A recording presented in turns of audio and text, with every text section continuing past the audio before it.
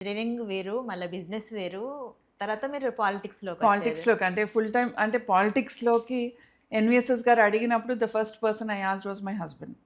మా వారిని నేను అడిగినప్పుడు వారు ఫస్ట్ నాకు చెప్పింది ఏంటి అనంటే, పాలిటిక్స్‌లోకి వెళ్ళాలంటే you will be facing many things అని చెప్పారు. నేను అన్నాను ఐఎమ్ ఓకే విత్ దట్. అంటే క్యారెక్టర్ అసాసినేషన్ చేయొచ్చు, ఇంకొకటి అవును. చేయొచ్చు, చాలా రకాలు ఉంటుంది పాలిటిక్స్‌లోకి వెళ్తే అంటే.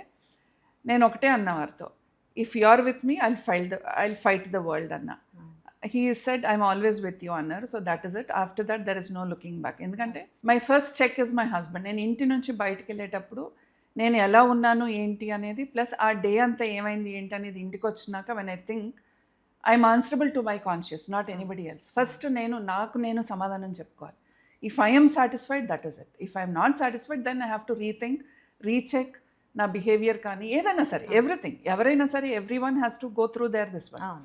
సో అలా నేను ఎప్పటికప్పుడు కరెక్ట్ చేసుకుంటూ వచ్చాను. So my strength is my family, my husband, my sun, my brothers, my in-laws, అమ్మ, అందరూ ఎవ్రీ వన్, మై ఫ్రెండ్. అలా అనుకుంటే పార్టీలో ఎంతోమంది పెద్దలు, బికాస్ ముందు కిషన్ రెడ్డి గారు అధ్యక్షుడు ఉన్నప్పుడు మహిళా మోర్చా స్టేట్ ఎగ్జిక్యూటివ్, తర్వాత లక్ష్మణ్ గారు అధ్యక్షులుగా ఉన్నప్పుడు నేను స్పోక్స్ పర్సన్, తర్వాత బండి సంజయ్ గారు అధ్యక్షులు ఉన్నప్పుడు స్టేట్ సెక్రటరీ, తర్వాత మళ్ళీ ఇప్పుడు కిషన్ రెడ్డి గారు అధ్యక్షులు అప్పుడు కూడా కంటిన్యూ అయ్యాం ఇంకొక 2 years స్టేట్ సెక్రటరీగా. ఇప్పుడు రామచందర్ గారి అధ్యక్షతన మేము పనిచేస్తున్నాం. So each and every leader, ఎవరైతే ప్రెసిడెంట్ కానివ్వండి, వారి కింద ఉన్న టీం కానీ, ఒక్కొక్కరిది ఒక్కొక్క పని చేసే విధానం ఉంటుంది. సో వారి దగ్గర నేర్చుకోవటం ఎప్పటికప్పుడు.